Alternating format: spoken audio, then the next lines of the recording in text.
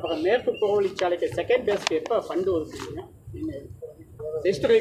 அதான் இப்போ ஏற்கனவே வந்து உங்களுக்கே தெரியும், புறவழிச்சாலைக்கு நிலங்கள்லாம் கையகப்படுத்தப்பட்டு அந்த பணிகள் நடைபெற்று கொண்டிருக்கிறது.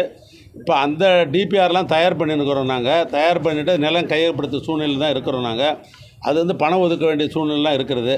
அது விரைவிலேயே இந்த நிதியாண்டிலேயே அதுக்கு பணம் ஒதுக்கப்பட்டு அந்த சாலைகள் முடிகிற போது அந்த சாலைகளை எடுத்து வேலை செய்கிற அளவுக்கு இந்த துறை ஈடுபடும். அப்புறம் எல்என்டி பைபாஸில் விபத்துகள் அதிகமாகிக்கிட்டு இருக்குது. அதை வந்து 4 வழிச்சாலை ஆக்குறதுக்கு ஏற்கனவே நம்ம மாநில நிர்வாகத்தில் திட்ட அறிக்கையெல்லாம் தயாரிச்சிங்க. அது எந்த நிலைப்பாட்டில் இருக்குது? இல்லை, அதான் தெரியும். என்னென்னு கேட்டிங்கன்னா, அது ஏற்கனவே சொன்னதான் கோயம்புத்தூரில் சொல்லப்பட்ட கருத்தை மீண்டும் வலியுறுத்துகிறேன். நானே அது எல்என்டி ஒப்பந்தம் போடுகிற பொழுது இந்த குறிப்பிட்ட காலத்திற்கு முன்னான்ற நிலை இன்னும் இருந்து கொண்டே இருக்கிறது ஒப்பந்த காலத்தில். அதனால் அந்த ஒப்பந்த காலம் இன்னும் முடியாத காரணத்தினால்தான் நாங்கள் நேரடியாக நிலத்தை கையகப்படுத்தி 4 வழிச்சாலை ஆக்க முடியல. அது ஏற்கனவே பார்த்திங்கன்னா 10 மீட்டர் சாலையாக தான் இருக்குது. அதில் ஏற்கனவே டோல்கேட் போட்டு வசூல் பண்ணி கொண்டுருக்குறாங்க. நாங்களே எல்என்டிக்கு 2 முறை துறையின் சார்பாக கூப்பிட்டு அழைச்சி பேசணும். நீங்கள் இதோடு வந்து முடிச்சிங்க, அல்லது நீங்களாவது போட்டு கொடுங்க, 4 வழிச்சாலை நீங்களாவது விரிவுபடுத்துங்க அப்படின்னு நான் கேட்டோம். நாங்கள் அதுக்கு அவங்க சம்மதிக்கலை. ஆனாலும் அதனுடைய முயற்சிகள் தொடர்ந்து நாங்கள் பண்ணி தான் இருக்கிறோம். டிபிஆரை பற்றிலும் நாங்கள் தயாரெலாம் செஞ்சுட்டோம். நாங்கள் ஏன்னா இப்போ உங்களுக்கே தெரியும், இப்போ இந்த ஆட்சி பொறுப்பேற்ற உடனே தமிழ்நாடு முதலமைச்சர் அவர்கள் 4 வழிச்சாலை ஒன்று ஆக்க வேண்டும் என்பதற்காக முதலமைச்சர் சாலை மேம்பாட்டு திட்டம்ன்ற ஒரு ஸ்கீமே அறிவிக்கப்பட்டு இன்றைக்கு தமிழ்நாட்டில் பல இடங்களில் வந்து 4 வழிச்சாலை மாநில நெடுஞ்சாலைத்துறையாக போட்டு கொண்டிருக்கிறோம். பொதுவாக வந்து நகாய், அதாவது தேசிய நெடுஞ்சாலை ஆணையத்தின் மூலமாகத்தான் 4 வழிச்சாலை போடுவாங்க. ஒன்றிய அரசாங்கம் போடுவாங்க. மாநில அரசாங்கத்தில் வந்து அந்தளவுக்கு நிதி வந்து ஒதுக்குவதற்கு சிரமம் உண்டு. ஆனாலும் முதலமைச்சர் அவர்கள் தமிழ்நாட்டில் எங்கெங்கெல்லாம் போக்குவரத்து செறிவு, டிரான்ஸ்போர்ட் அதிகமாக எங்கெல்லாம் இருக்குதோ அவைகளெல்லாம் 4 வழிச்சாலை ஆக்கணும்னு சொன்ன அடிப்படையில் நாங்கள் போட்டு கொண்டிருக்கிறோம். இதையும் நாங்கள் போட்டுருப்போம் இத்தனாளாக. அதுக்கு தடையாக இருப்பது ஏற்கனவே ஒப்பந்தம். அதை நான் கூட்டு பேசி கொண்டிருக்கிறேன். அது முடிஞ்ச உடனே 4 வழிச்சாலை ஆக்கணும்னா அந்த டிராஃபிக் பிரச்சனை இருக்காதுங்க. உக்கடம் மேம்பால வேலை எப்போது முடியும்?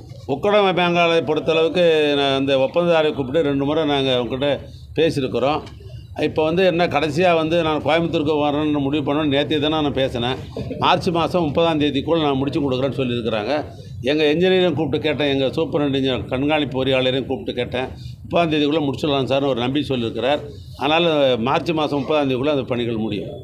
பெரும்பாலான மரங்களை வந்து அகற்றிட்டே வராங்க சாலை விரிவாக்கத்துக்காக. ஆனால் அது மரம் நடுறதா வந்து நீங்கள் கடந்த முறை நட்டுக்கினே இருக்கிறோம். நடுறதுனா நான் காட்டுறவங்கள இந்த ஆண்டு நீங்கள் நான் சொல்கிறேன் கேளுங்க. நல்லா சாலை விரிவாக்கம் பண்ணணுன்னா மரத்தை வெட்டி தான் ஆகணும். பல முறை சொல்லியாச்சு. நிலத்தை கையகப்படுத்தி தான் ஆகணும். சாலைகள் எப்படி என்ன பண்ணலாம் சொல்லுங்க பாப்போம். நீங்கள் ஒரு ஐடியா கொடுத்தா நான் அப்படி பண்ணுறேன். அதாவது ஒரு சாலைகள் ஏற்கனவே நீங்கள் பார்த்தீங்கன்னாக்கா ஒரு காலத்தில் வந்து 3.5 மீட்டர் சாலை, 5.5 மீட்டர் சாலை, 7 மீட்டர் சாலை, 10 மீட்டர் சாலை லெவலுக்கு தான் போச்சு. இன்றைக்கி இருக்கிற போக்குவரத்து என்பது நாளுக்கு நாள் கூடிக்கொண்டே இருக்கிறது. அது 2 சக்கர வாகனமாக இருக்கலாம், 4 சக்கரம். ஆனால் வந்து சாலைகளை விரிவுபடுத்த வேண்டிய கட்டாயம் வந்து விடுகிறது. அப்போ சாலைகளை விரிவுபடுத்துகிற பொழுது என்ன பண்ண முடியும்? ஒன்று மரத்தை வெட்டி தான் ஆகணும். ஹைவேஸுக்கு, அதாவது நெடுஞ்சாலைத்துறைக்கு போதுமான இடம் இல்லை என்று சொன்னால் பக்கத்தில் நிலத்தையும் நான் கையகப்படுத்த வேண்டிய சூழ்நிலை தான் இருக்கிறது. எதுக்காக? நீ நானும் நம்ம அத்தனை பேர் போகிறதுக்கு சாலைக்காக தான். தனிப்பட்ட அரசாங்கத்துக்கு என்ன அதில் போய் வெறுப்பு இருக்க முடியும்? அந்த அடிப்படையில் தான் மரங்கள் வெட்டுறோம்.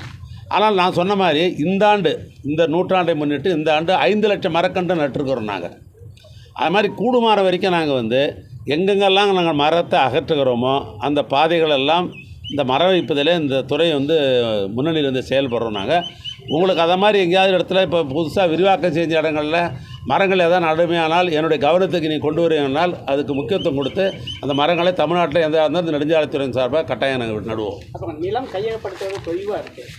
இந்த நிலம் வேலைகள் ஒரு காலத்தில் நிலம் கையகப்படுத்த ரொம்ப நாள் தொய்வாக கிடந்துன்றது உண்மை தான். அது இல்லைன்னு மறுக்கலை. அது ஒரே ஒரு சின்ன உதாரணம். 2009 வந்து ஈசிஆர் ரோடு, அதாவது கிழக்கு கடற்கரை சாலை சென்னையில், அதாவது திருவான்மையூர்லேருந்து ஆரம்பித்து மாமல்லபுரம் வரைக்கும் போகிற சாலைக்கு தான் அந்த ஈசிஆர் ரோடுன்னு சொல்லுவாங்க. கிழக்கு கடற்கரை சாலைன்னு பேர். அதில் வந்து போக்குவரத்து அதிகம். ஏன்னா மாமல்லபுரத்துக்கு வந்து சுற்றுலா பயணிகள் அதிகமாக போகிற இடங்கள். 2009 கலைஞர் அண்ணன் ஆட்சியில் இருக்கிற பொழுது நிலத்தை கையகப்படுத்த சொல்லி 10 கோடி ரூபாய் பணம் ஒதுக்கினார். அன்றைய தேதியில் 10 கோடி ரூபா பணம் ஒதுக்கினார். ஆனால் அதை பற்றியே ஒன்றும் 10 வருஷமாக ஒன்றுமே கண்டுக்கல.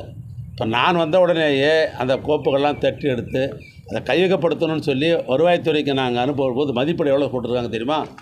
1010 கோடி. 2009 எடுக்க வேண்டிய இடத்த ஒழுங்காக அந்த நிலத்தை எடுத்துருந்தோம்னா இன்றைக்கி 1000 கோடி ரூபாய் வந்து அரசுக்கு வந்து பணச்சுமை வந்திருக்காது.